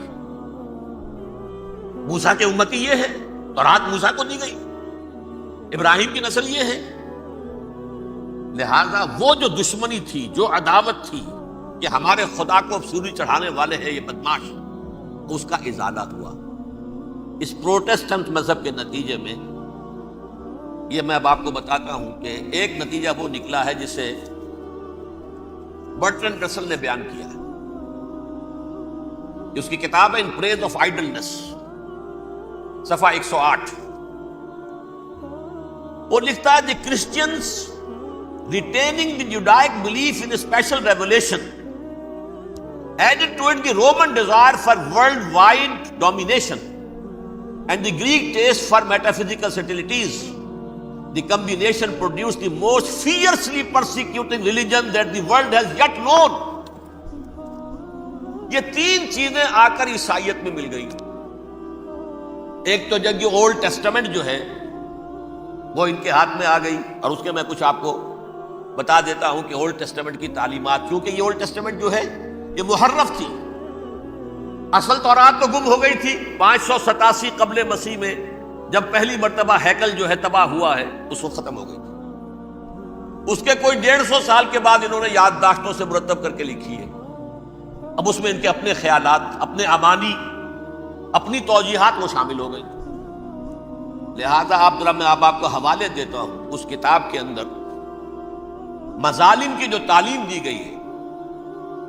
اہل کتاب نے اپنے مظالم قتل عام کے جواز کے لیے تورات میں تبدیلیاں کی اور پیغمبروں پر دہشت ناکی اور بدترین حرام کاری کے الزامات لگائے. سنیے، پہلا حوالہ ہے یہ گنتی باب 31 آیات 17-18. اس لیے ان بچوں میں جتنے لڑکے ہیں سب کو مار ڈالو، اور جتنی عورتیں مرد کا منہ دیکھ چکی ہیں ان کو بھی قتل کر ڈالو، لیکن ان لڑکیوں کو جو مرد سے واقف نہیں اور اچھوتی ہیں اپنے لیے زندہ رکھو. یہ کسی اللہ کی کتاب کا یہ جملہ ہو سکتا ہے؟ کسی ریویل بک کا؟ اور سنیے، یہ ہے استثناء ڈیٹرانومی باب 20 آیت 16-18. پر ان قوموں کے شہروں میں جن کو خداوند تیرا خدا میراث کے طور پر تجھ کو دیتا ہے، کسی ذی نفس کو جیتا نہ بچا رکھنا، جیسا خداوند تیرے خدا نے تجھ کو حکم دیا بالکل نیست کر دینا. مرد، عورتیں، بچے، بوڑھے سب ختم. یہ کتاب مقدس ہے. اور سنیے، سموئیل باب 27 آیت نمبر 9. اور داؤد نے اس سرزمین کو تباہ کر ڈالا اور عورت مرد کسی کو جیتا نہ چھوڑا. نمبر 4، ان سب آباد شہروں کو ماں، عورتوں اور بچوں کے بالکل نابود کر ڈالا. کتاب استثناء باب 3 آیت 6. یہ ہے جو کہہ رہا ہے برٹرنڈ رسل، کرسچینٹی میں آ کر یہ تین چیزیں شامل ہو گئی. ایک تو یہ باربیرین یہ تعلیم جو ہے، اور یہ مذہب کے نام پہ تعلیم، یہ کتاب مقدس کی تعلیم. نمبر 2، رومنز کے اندر جو ایک تمنا تھی ورلڈ ڈومینیشن کی، وہ عیسائیت کے اندر آ گئی. جیسے کہ پوری رومن امپائر جو ہے عیسائی ہو گئی، اسے وراثت کے اندر ورلڈ ڈومینیشن کی جو ایک تمنا تھی وہ مل گئی. اور پھر یہ کہ انہوں نے جو توہمات تھے یونانیوں کے، ان کو بھی اپنے ہاں مختلف شکلوں کے اندر جمع کر لیا. ان تین چیزوں کا the combination produced the most fiercely persecuting religion that the world has yet known. اس کے نتیجے میں دنیا میں تاریخ انسانیت کے اندر جو بدترین خوخار ترین مذہب ہو سکتا ہے، وہ شکل عیسائیت نے اختیار کی. اور اس کا مظہر عتم کیا تھا؟ نوٹ کیجیے، صلیبی جنگیں. ایک بات ٹائم ٹیبل کے اعتبار سے نوٹ کر لیجیے گا. فرسٹ ملینیم ختم ہوا، سیکنڈ شروع ہوا. ان کے 1000 سال ختم ہوئے تو 11ویں صدی میں سیکنڈ ملینیم شروع ہوا، تو پہلی صلیبی جنگیں ہوئی. لاکھوں مسلمان ہوتے تھے. صرف یروشلم کے اندر اتنا خون بہایا کہ خود ان کے ہسٹورینز لکھتے ہیں کہ جب ان صلیبیوں نے، جب گھوڑوں کے ساتھ وہ چل رہے تھے گلیوں میں، تو ان کے گھوڑوں کے گھٹنوں تک خون کی ندی بہ رہی تھی. جہاں سے گزرے ختم کرتے چلے گئے، آبادیاں کی آبادیاں ختم. اگرچہ اس کروسیڈ نے گیہوں کے ساتھ گھن بھی پسا، یہودی بھی بہت مارے گئے. یہ فرانس سے، جرمنی سے جب یہ کروسیڈرز آ رہے تھے 3000 میل کا سفر طے کر کے آئے تھے. سوچئے اسے. اربن ثانی پوپ جو تھا آگ لگا دی تھی اس نے پورے یورپ کے اندر. شرم سے ڈوب مرو، تمہارے مقدس علاقے مسلمانوں کے ہاتھ میں. انفیڈلز، یہ کافر، یہ مرتد، یہ ملحد. مسیح جہاں پیدا ہوا، مسیح کو جہاں سولی دی گئی، وہ کہاں ہے؟ ان کے ہاتھ میں. وہ آگ لگائی ہے، 3000 میل کا فاصلہ طے کر کے یہ نوٹ پہنچایا گیا. جو تباہی مچائی گئی تاریخ انسانی میں ایسی بربریت کی کوئی مثال. اور یہ ان کے اپنے ہسٹورینز لکھتے ہیں شکل کے بارے میں. ایسے محسوس ہوتا ہے جیسے ان کی گردنیں جھکی جا رہی ہو لکھتے. آپ آگے چلیے. یہ جو بغاوت ہوئی پوپ کے خلاف، اس میں نوٹ کیجئے تاریخی اعتبار سے سب سے پہلے بغاوت کرنے والا ملک انگلستان تھا. اس نے اپنا چرچ علیحدہ بنایا، چرچ آف انگلینڈ. پوپ سے رشتہ منقطع. The first Protestant kingdom in Europe was England. اسی سے رشتہ جوڑی west, white Anglo Saxon Protestants. ان میں اولیت کا شرف کسے حاصل ہے؟ برطانیہ شریف کو. یہاں پر انہوں نے اب ایک بہت بڑا جو کارنامہ کیا، پوپ کی گرفت کم ہوئی یورپ پر سے، پروٹیسٹنٹ مذہب کا فروغ ہوا، تو انہوں نے سود کی اجازت حاصل کر لی. جب تک پوپ کی حکومت تھی سود حرام تھا. نو ٹرانزیکشن، نہ انٹرسٹ نہ یوزری، کچھ بھی نہیں. پروٹیسٹنٹس کے ذریعے سے سود کی اجازت حاصل کر. اس کے بعد بڑے بڑے بینک بنا کر بیٹھ گئے. House of Rothschilds, House of Goldsmiths. یہ عمران خان صاحب کے جو خسر جو تھے گولڈ سمتھ، یہ بینک بڑی بڑی فیملیز. ان لوگوں نے کیا کیا؟ اب ریشہ دوانیاں. یورپ میں مختلف ملکوں کے درمیان جنگیں کروائیں سازشوں کے ذریعے سے. وہی کلما اوقدوا نارا للحرب، جنگ کے لیے آگ بھڑکا دینا تو ان کا پرانا مشغلہ تھا. جنگیں کرواتے تھے. پھر فرانس کے بادشاہ کو بھی قرض چاہیے اسلحہ کے لیے، انگلستان کے بادشاہ کو بھی قرض چاہیے. ہاؤس آف راس چائلڈز کا ایک نمائندہ وہاں بیٹھا ہے، ایک یہاں بیٹھا ہے، اور منہ مانگے شرح پر سود کے اوپر قرض دے رہے ہیں. ان کو سب کو جو ہے ان کے سارے مالی وسائل کھینچ لیے، دولت پر قبضہ کر کے بیٹھ گئے. اور اس کا نتیجہ یہ نکلا چند 100 سالوں کے اندر کہ فرنگ کی رگے جاں پنجے یہود میں. اس سودی نظام کے ذریعے سے دولت پر ان کا قبضہ. علامہ اقبال 1905 سے 1908 تک رہے تھے، لیکن یہ کہ ان کی نگاہ تھی ایسی. گاہ میری نگاہ تیز چیر گئی دل وجود، گاہ الجھ کے رہ گئی میرے توہمات میں. اور انہوں نے دیکھا ہے کہ فرنگ کی رگے جہاں پنجے یہود میں ہے. ابھی ہٹلر کا تو وجود بھی نہیں تھا، بعد میں ہٹلر کو محسوس ہو گیا نا واقعتاً ہمارا اصل دشمن یہ یہودی ہے جو یہاں پر بیٹھا ہوا ہے، جو ہمارا خون چوس رہا ہے. آخر یوں ہی تو نہیں، دماغ اس کا ایسے تو خراب نہیں ہو گیا تھا. یہ قتل عام، یہ ہولوکاسٹ کس لیے؟ اس نے پہچان لیا، اس لیے کہ وہ ویسٹ نہیں تھا. وائٹ اینگلو سیکسن پروٹیسٹنٹس، اصل جادو جو چلا وہ ان پر چلا. اور برطانیہ ان کا سب سے بڑا جو ہے وہ پشت پناہ، مددگار، حامی. اس کے ساتھ ساتھ انہوں نے کوشش کی، یہ ترک خلفاء بیچارے، مرد بیمار تو بن ہی چکا تھا یورپ کے اندر، زوال سے دوچار ہو چکی تھی ترکی خلافت. انہوں نے بھی محل بنائے تھے. آج تجھ کو بتاتا ہوں تقدیر امم کیا ہے، شمشیر و ثنا اول، طاؤس و رباب آخر. بڑے بڑے قرضے لے کر محل بنے تھے یہ، جو آج جا کر آپ استنبول میں دیکھ لیجئے، قرضوں کے اندر بندھے ہوئے. لیکن یہ کہ کم سے کم یہ ضرور کیا کہ بڑی سے بڑی رشوت انہیں یہودیوں نے پیش کی کہ کسی طرح ہمیں فلسطین میں آباد ہونے کی اجازت دے دو. لیکن this goes to their credit, انہوں نے کہا نہیں، یہ معاہدہ جو عمر نے کیا تھا رضی اللہ تعالی عنہ، اس کو میں نہیں بدل سکتا. تم جاؤ، جا کے زیارت کرو، تم وہاں آباد نہیں ہو سکتے. کیونکہ ترکی کا زیر نگی تھا نا علاقہ، سلطنت عثمانیہ میں شامل تھا، پورا ویسٹ ایشیا، پورا ایسٹ یورپ، پورا شمالی افریقہ، 3 بر اعظموں پر پھیلی ہوئی تھی سلطنت عثمانیہ اور خلافت عثمانیہ۔ 400 برس تک خلافت ان کے ہاں رہی ہے، انہوں نے نہیں مانا۔ نتیجہ کیا نکلا؟ انہوں نے اس خلافت کے نظام کو ختم کرنے کے لیے سازش شروع کی۔ اس سازش کا نتیجہ تھا، اس کو دیکھ کر بھانپ کر ہندوستان میں تحریک خلافت چلی ہے۔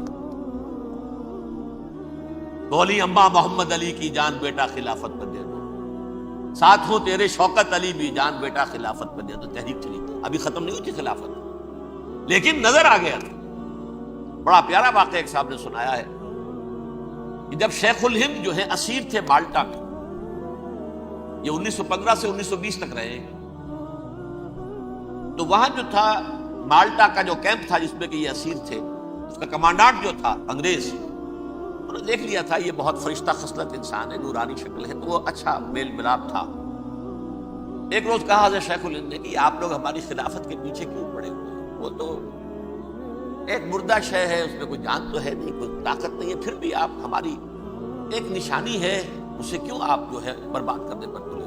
اس نے کہا اتنے بھولے نہ بنیے حضرت، ہمیں معلوم ہے اس نیم مردہ خلافت میں بھی طاقت اتنی ہے کہ اگر جہاد کا فتویٰ اس نے دے دیا تو انڈونیشیا سے موریتانیہ تک مسلمان کفن سر سے باندھ کے نکل آئے گا، یہ ہمیں معلوم ہے، لہذا ہم نے ختم کرنا ہی کرنا۔ اور ختم کس سے کرایا؟ ایک فری میسن مصطفیٰ کمال پاشا، چاک کر دی ترک ناداں نے خلافت کی قبا، سادگی اپنوں کی دیکھ اوروں کی عیاری بھی دیکھ۔ عیاری کس کی تھی؟ یہود کی، اور ان کے اعلی کار برطانیہ۔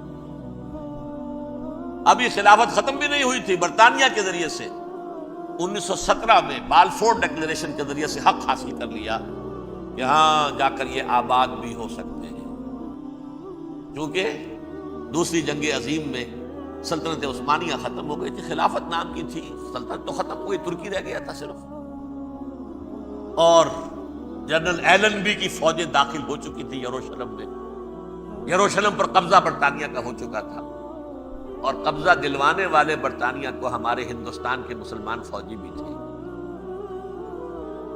اربوں نے بغاوت کی ترکوں کے خلاف، اور انگریزوں کی فوج میں ہمارے ہندوستان کے مسلمان سپاہی۔ بہرحال اب چونکہ ان کے پاس آ گیا، برطانیہ نے اعلان کر دیا، بالفور ان کا وزیر خارجہ، Jews have a right to settle in Palestine، وہ جائیں آباد ہو سکتے۔ یہ 1917 کا اعلان ہے۔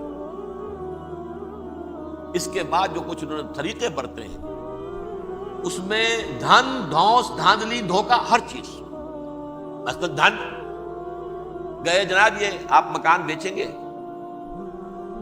اچھا جی لے لیجیے، آپ کیا مانگتے ہیں؟ 10 لاکھ، میں 11 لاکھ دیتا ہوں لیکن کل ہی نکل جائے۔ پیسے کی کمی تھی نہیں، پورا یورپ کا سرمایہ ان کے پاس، بینکرز کے پاس۔ زائنسٹ موومنٹ اصل میں بینکرز کی موومنٹ تھی۔ 1897 میں جمع ہو کر انہوں نے جو پروٹوکول بنائے تھے وہ کون تھے؟ سب کے سب بینکرز تھے، دولت کی کمی نہیں تھی۔ تم 10 کی بجائے 11 لو نکل جاؤ، یہ کھیت بیچتے ہو کتنے کا؟ بھائی 12 کا، ہم 13 دیتے ہیں بھائی، جلدی سے نکل۔ یہ بھی کیا، دھن کے ذریعے سے ڈسپلیس کیا، جہاں زور چلا نکال دیا۔ اور اس کے بعد پھر جب سن 48 میں اسرائیلی ریاست قائم ہو گئی، اب اسرائیلی جو ہے عدالتوں میں استغاثے دائر کرنے شروع، یہ فلاں مکان میرے پڑانے پکڑ دادا سکڑ دادا کا تھا 2000 سال پہلے، اس کے اوپر یہ قبضہ کر کے بیٹھے ہوئے، یہ میرے پاس دستاویزات ہیں، اچھا ٹھیک ہے آپ نکل جائیں، یہ مکان ان کا ہے۔ اس طریقے سے انہوں نے بے دخل کیا فلسطینیوں، اور خود وہاں پر قدم جما کر مضبوطی سے۔ یہ ہے کہ جو مغربی اقوام نے کیا، اس میں سیکنڈ جو ہے رول پلے کیا ہے امریکہ نے۔ ویسٹ جو ہے اس کا نمبر 2 امریکہ تھا، اب نمبر 1 امریکہ ہے۔ اب برطانیہ کی کوئی حیثیت اب نہیں ہے، لیکن سب سے بڑا وکیل جو ہے وہی ہے اب بھی۔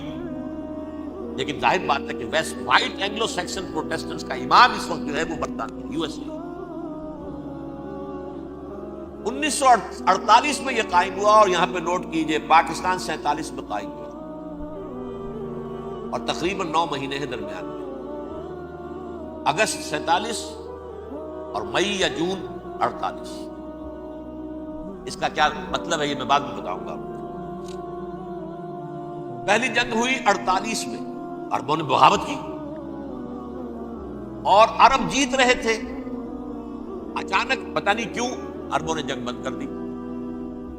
یہ بالکل یوں سمجھیے کہ پیرلل واقعات تھے۔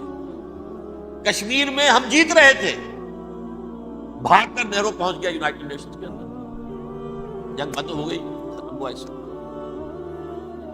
کچھ اپنوں کی غلطی بھی تھی، کچھ قبائلیوں نے وہاں جا کر سری نگر ایئرپورٹ تک پہنچ گئے تھے، بجائے اس پر قبضہ مکمل کرنے کے لوٹ مار میں لگ گئے، اپنوں کی غلطی بھی تھی، لیکن اس کے باوجود پڑنا بھاری تھا۔ اور اگر سری نگر ایئرپورٹ پر قبضہ ہو گیا ہوتا تو سوال ہی پیدا نہیں ہوتا کہ بھارت بھی اپنی فوجیں اتار سکتا، زمینی راستہ تھا ہی نہیں۔ وہی وہاں ہوا ہے، بڑے ہی عجیب طریقے پر عرب جیت رہے تھے، اسرائیل جو ہے شکست کھا رہے تھے، عربوں نے صلح کر دی۔ کچھ مہینوں کے بعد عربوں نے دوبارہ جنگ کی۔ اتنے عرصے میں یہ اسرائیلی، یہ سب جو ہے جتنے دہشت گرد ہیں اسرائیل، یہ اس دور کے لوگ ہیں، وہ چاہے مینیجم بیگن تھا یا کوئی اور، یہ سب کے سب اس دور کے ٹیررسٹ۔ اب انہوں نے ڈٹ کر جو مقابلہ کیا، عربوں کو شکست دی، بڑی سخت۔ سن 48 میں عربوں کو شکست ہو گئی۔ سن 67 میں روس کے سکھانے پڑھانے پر جمال عبد الناصر نے حملہ کیا، بلاکیٹ کر دیا ایلات کا، بندرگاہ کا۔ 6 دن کی جنگ کے اندر اسرائیلیوں نے روس سے پورا صحرا سینا لے لیا، اسرائیل شام سے گولان ہائٹس لے لیے، اردن سے یہ پورا مغربی کنارہ جو یہ اردن کا حصہ تھا، اور مشرقی یروشلم اردن کے پاس تھا، اس پر بھی قبضہ کر دیا۔ 1967 کی جنگ کا نتیجہ کیا نکلا؟ یروشلم پورا کا پورا یہودیوں کے قبضے میں چلا گیا، جو 1948 میں آدھا کر دیا گیا تھا۔ ویسٹرن یروشلم یہ یہودیوں کے پاس، ایسٹرن یروشلم مسلمانوں کے پاس، اور مشرقی یروشلم ہی میں مسجد اقصی ہے اور قبۃ الصخرہ ہے، وہ مسلمانوں کی تحویل میں تھی۔ اردن کا قبضہ مسلمانوں کی تحویل، لیکن اب 67 میں پورا یروشلم ان کے قبضے میں آ گیا۔ پھر بہرحال مصر نے ایک کوشش کی بدلہ لینے کی سن 73 کی جنگ میں، اور اس میں کوئی شک نہیں بڑی شجاعت کا مظاہرہ کیا۔ رمضان وار آف 1973 بارلیو لائن کراس کر دی، جسے وہ سمجھتے تھے کہ کوئی طاقت دنیا کی ہمارے اس دفاعی جو ہے لائن اس کو کراس کر نہیں سکتی۔ لیکن پھر جب امریکہ اپنی پوری طاقت لے کر میدان میں آ گیا ہے تو ظاہر بات ہے کہ مصر کی حیثیت امریکہ کے مقابلے میں کچھ نہیں۔ یہ ہے میں نے جو مختصر سی تاریخ آپ کے سامنے رکھ دی ہے۔ اب جو اصل مسئلہ ہے سمجھیے، سین کیا ہے، منظر کیا ہے۔ یہ پہلو وہ ہیں بہت سے کہ جو شاید بہت سے حضرات کے نگاہوں میں نہ ہو، باقی تو یہ تاریخ کے واقعات ہیں، اکثر لوگوں کے علم میں ہوتے ہیں۔ یہودیوں میں بھی ایک بڑی شدید اندرونی کشاکش ہے، جیسے ہم مسلمانوں میں کچھ مسلمان وہ ہیں جو نماز روزے کی پابندی کرتے ہیں، دین سے انہیں تعلق ہے، کچھ وہ ہیں جو نہ نماز نہ روزہ نہ کچھ، نام تو ان کے ہیں، محمد حسین ہے، غلام علی ہے تو صحیح، سیکولر ذہن ہے، مادی پرستی ہے، کچھ نہیں ہے کہ نہیں، ایسا ہی ان کے ہاں بھی۔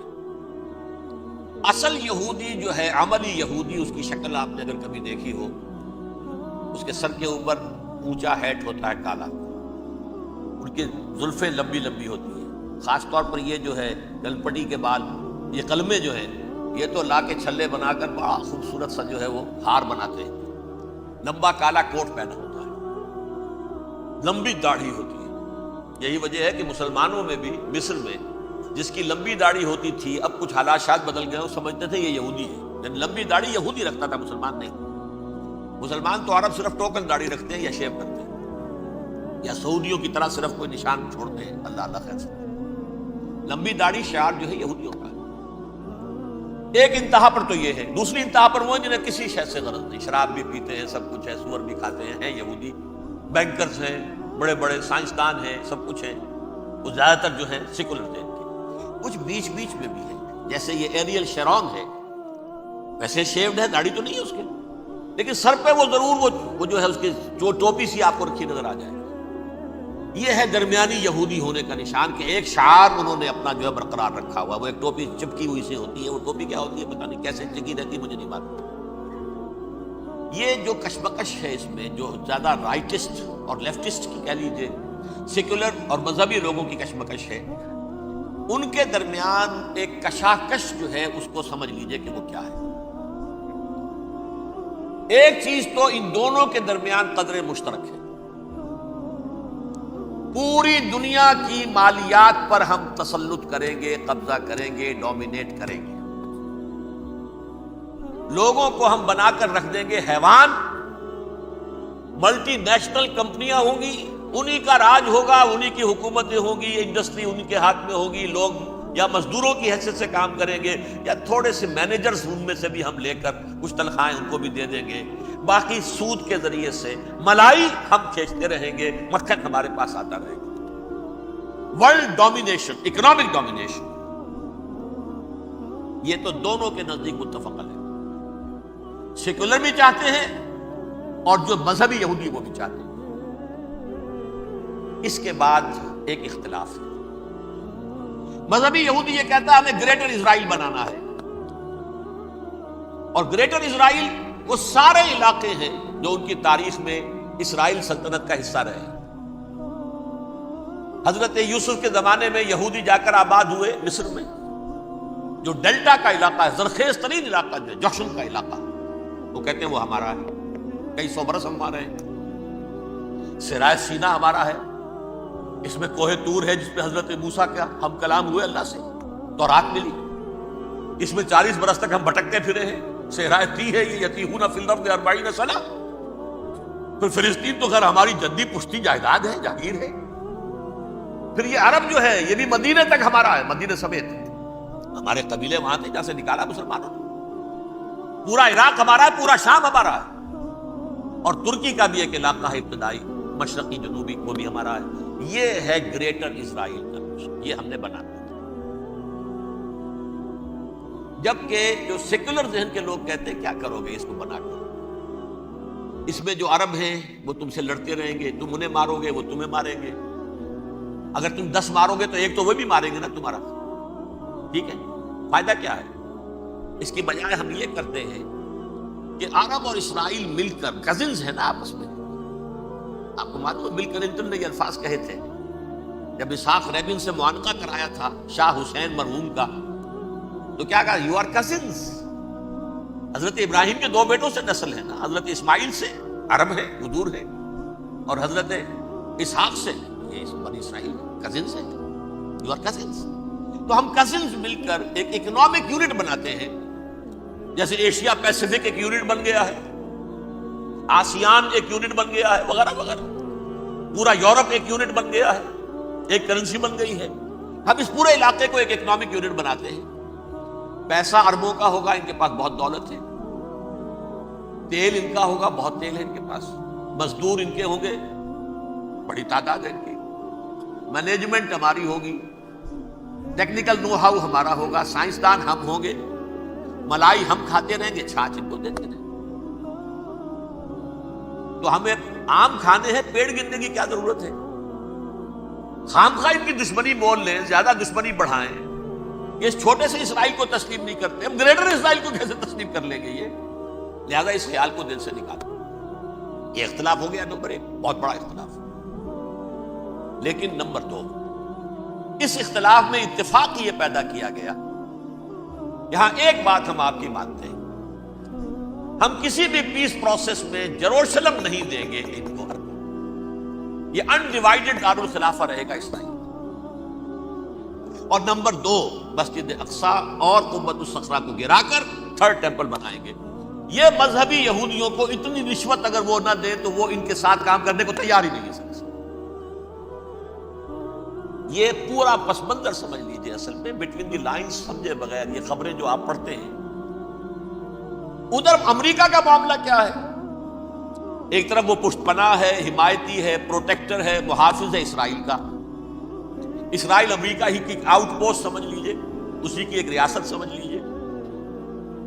لیکن اس کے ساتھ ہی وہ اپنی جو دنیاوی عالمی مصلحتیں ہیں، اتنی بڑی قوم عرب کی جو ہے اسے بھی دشمن تو نہیں بنانا چاہتا، ان میں بھی ماڈریٹس کو چاہتا ہے کہ رہے ماڈریٹس یہ جو ہماری جیب میں ہے، حسنی مبارک ہو، شاہ فہد ہو، جو ہماری جیب میں ہے، ورنہ یہ کہ وہاں پر اگر زیادہ ریڈیکل لوگ آ گئے تو ہمارا ویسے ہی بیڑا غرق ہوگا۔ لہذا وہ جبر کرتے رہے ان پر کہ صلح کرو کوئی نہ کوئی۔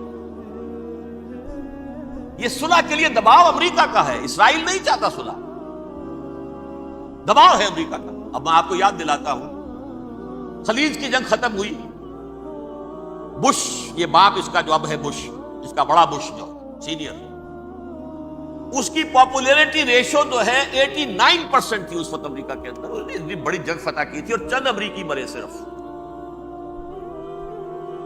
لیکن اس نے ایک موقف اختیار کیا یہود کے خلاف۔ $10 بلین منظور ہو چکے تھے، اسرائیل کو دیے جانے تھے نئے سیٹلمنٹس بنانے کے لیے اسرائیل میں۔ انہوں نے کہا یہ رقم میں ایشو نہیں کروں گا جب تک پیس پروسیس شروع نہیں کرتے۔ یہ دباؤ تھا جس کے آگے گھٹنے ٹیکنے پڑے $10 بلین کے لیے، لیکن اس کا بدلہ یہ چکایا کہ الیکشن میں ہرا دیا اسے۔ حالانکہ وہ ہیرو، فاتح، خلیج کی جنگ کا فاتح، 89% ریٹنگ، الیکشن میں زیرو، دباؤ تھا۔ اسی طرح بل کلنٹن کا دباؤ رہا، کسی طرح صلح کرو، کسی طرح صلح کرو، کسی طرح صلح کرو۔ اور اس معاملے میں میں یہ تسلیم کرتا ہوں، اس معاملے میں اس نے واقعتاً ایڑی چوٹی کا دور لگایا، اور یہ بھی تسلیم کرتا ہوں کہ اس کے دباؤ میں آ کر ایہود باراک جہاں تک چلا گیا تھا، اب کوئی نہیں جا سکتا، وہ آفر نہیں دے مل سکتی اب دوبارہ فلسطینیوں کو۔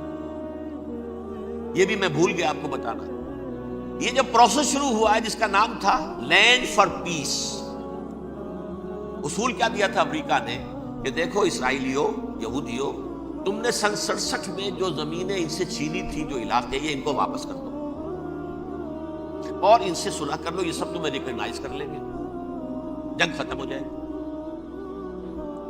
صحرائے سینا دے دو، مصر تم سے صلح کر لے گا، وہ ہو گیا۔ انور سادات نے صلح کر لی، ریکگنائز کر لیا، صحرائے سینا واپس آ گئے۔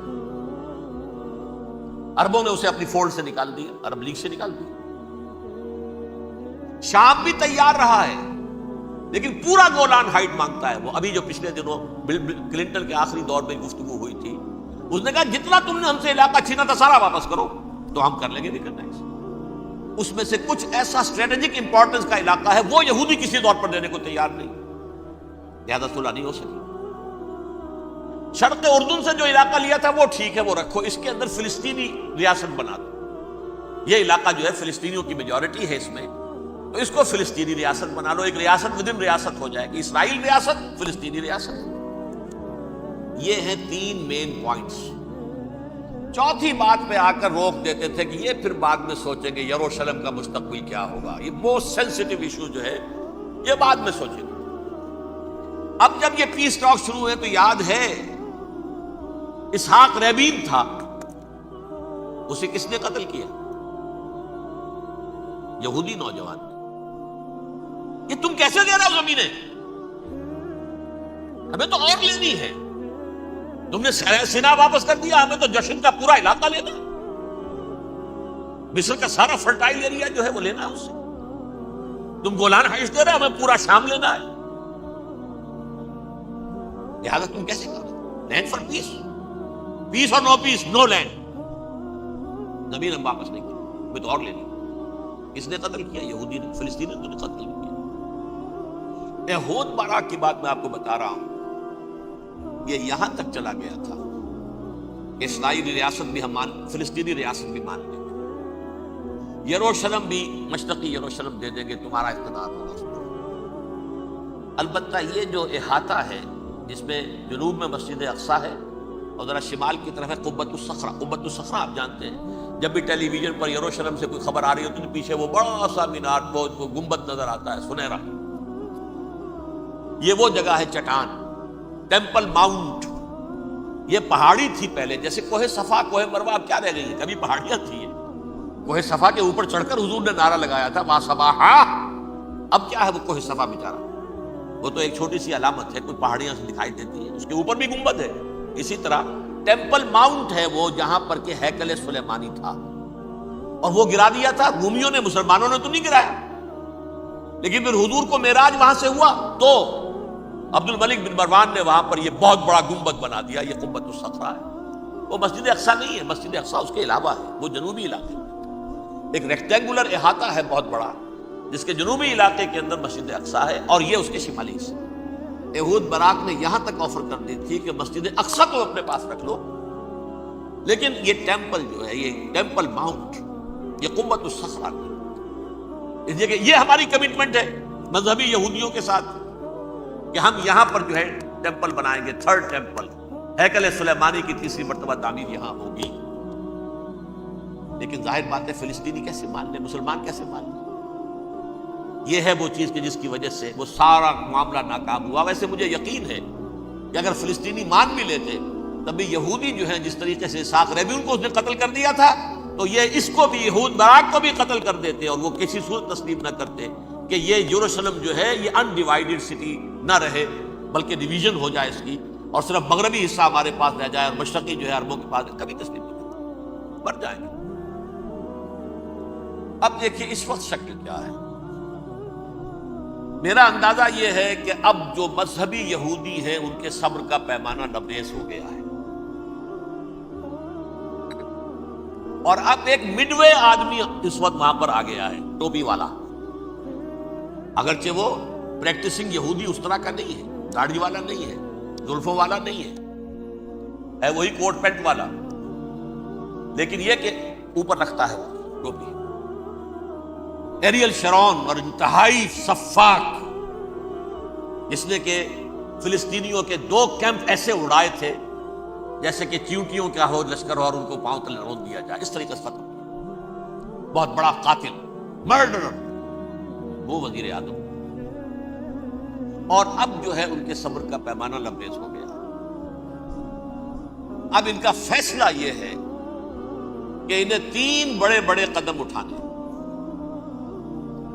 نمبر 1، فلسطینیوں کا خاتمہ، ایتھنک کلینزنگ. اگر یہ فلسطینی رہتے ہیں یہاں پر تو اگر 10 ہم ان کے ماریں گے تو 2-3 یہ ہمارے مار دیں گے. تو اسرائیلی کی جان تو بہت قیمتی ہے، یہ تو خیر 1000 بھی مر جائے تو کوئی بات نہیں، یہ تو کیڑے مکوڑے ہیں، جینٹائلز ہیں، گوئمز ہیں. یہودی وہ مر جائے، لہذا ان کا ٹنٹا مکاؤ، اب ان کو ختم کرو. وہ اشتہار شاید آپ کے نظروں سے گزرا ہوگا جس میں میں نے یہ الفاظ لکھے ہیں کہ بوسنیا کی ایتھنک کلینزنگ جو ہے ماند پڑ جائے گی. اور جو کچھ ایتھنک کلینزنگ ہوئی تھی 500 برس قبل ہسپانیہ میں، اس کا نقشہ آپ دیکھیں گے دنیا. اس وقت کیا ہوا تھا؟ عربوں کو، مسلمانوں کو یا جلا دو، قتل کر دو، یا جہازوں میں ان کو ڈمپ کر ہوئے اور لے جا کر شمالی افریقہ کے ساحل کے اوپر اتار دو، ڈمپ کر.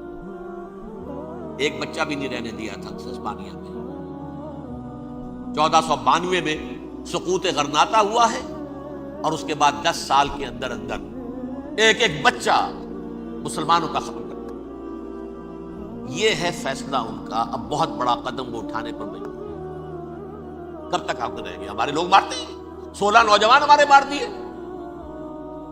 آج گھر تھا، اس میں ایک چلا گیا فلسطینی، بم اپنے جسم سے باندھ کر وہاں اڑا دیا، خود بھی اڑ گیا، 16 ان کے نوجوان اڑ گئے. لہذا یہ چیز ان کے لیے ناقابل برداشت ہے. ان کے صبر کا پیمانہ اب لبریز ہو. نمبر 2، انہیں بہرحال اب یہ کرنا ہے کہ مسجد اقصیٰ کو گرائیں، قبۃ الصخرہ کو گرائیں اور ٹیمپل بنائیں. یہ انتفاضہ جو اب شروع ہوا 1 سال پہلے سے، یہ شیرون نے دورہ کیا تھا، مسجد اقصیٰ میں گیا تھا، اور اس نے 3rd ٹیمپل کی تعمیر کے لیے ایک پتھر جو ہے بنیاد کا پتھر رکھنے کا ارادہ ظاہر کیا، جس پر فلسطینی نوجوان اٹھے، وہ اینٹیں لے کر، وہ روڑے لے کر، اور اس وقت سے یہ سلسلہ چل رہا ہے. کتنے مارے جا چکے ہیں فلسطینی، لیکن کچھ نہ کچھ یہودی بھی مرے، اسرائیلی بھی مرے. اور جیسا کہ میں نے عرض کیا، اب ان کے صبر کا پیمانہ لبریز ہو. انف از انف. اب ہم اس معاملے کو ایک دفعہ جو ہے فائنلی ختم کر اور اب بنائیں گے. لہذا اب جو ہے کئی ٹن وزن کے وہ جو پتھر تیار ہو کر آگے رکھ دیے گئے ہیں کہ یہاں یہ بنیاد پڑنی ہے، اس کے اندر یہ پتھر لگے. بلکہ ایک لطیفہ بھی مجھے یاد آیا ہے، یہ کوئی 20 سال پرانی بات ہے۔ اس قبۃ الصخرہ کی مرمت ہوئی تھی، تو اس کے اوپر جو یہ سونے کی پتھری چڑھی ہوئی ہے، یہ شاہ حسین اردن والے جو ہے، ظاہر بات ہے تھا بھی انہی کے تسلط میں، یہ انہی کی تولیت میں تھا سن 67 سے پہلے، اس زمانے کی بات میں کر رہا ہوں۔ تو انہوں نے پتہ نہیں 30 من تھا یا 30 ٹن تھا سونا جو ڈونیٹ کیا تھا اس کے اوپر یہ پتھری چڑھانے کے لیے، جو بہت بڑا گنبد نظر آتا ہے پورے کے پورے ماحول کے اوپر چھایا ہوا۔ اس وقت یہودی اخباروں نے لکھا تھا بہت اچھا ہے، یہ سونا ہمارے کام آئے گا جب ہم اپنا ہیکل تعمیر کریں۔ کہاں جائے گا سونا؟ سونا یہی رہے گا نا، جب ہم گرائیں گے ہمیں وہ سونا مل جائے گا۔ اب وہ اس پر آ گئے، مزید دیر نہیں کر سکتے۔ تو آپ نوٹ کیجئے، number 1 ethnic cleansing of Palestinians in Israel. Number 2 demolition of the Aqsa Mosque and the Qubbat al-Sakhra. Number 3 امریکہ کو الٹیمیٹم، تم اب اپنے ٹانگ درمیان میں مت اڑاؤ، اور اس کے لیے دھمکی، اگر تم نے ہمارے معاملے میں رکاوٹ ڈالی تمہاری اینٹ سے اینٹ بجا دیں گے۔ نیتن یاہو نے یہ کہا تھا میں واشنگٹن میں آگ لگا دوں گا۔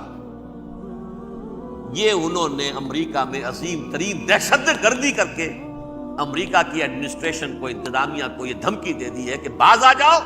چنانچہ میں یہ بات کہہ کے پرسوں جمعے میں اپنی مسجد سے، مسجد دارالسلام سے نکلا، شام کو، اسی شام کو میں نے ایریل شیرون کی تقریر سن لی T V per.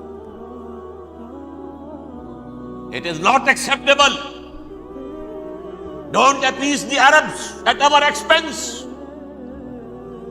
We are not going to become Czechoslovakia. We have to depend on ourselves only and rely on ourselves only. کیا مطلب ہے اس کا؟ کس کو سنا رہا ہے؟ امریکہ بہادر، ہم تمہارے محتاج نہیں ہیں، ہم تمہارے ٹکڑے اڑا دیں گے، تیسرے کر دیں گے تمہارے، تم بیچ میں آؤ تو صحیح ہم، اور دیکھ لو ایک نشانی ہم تمہیں دکھا دیں گے۔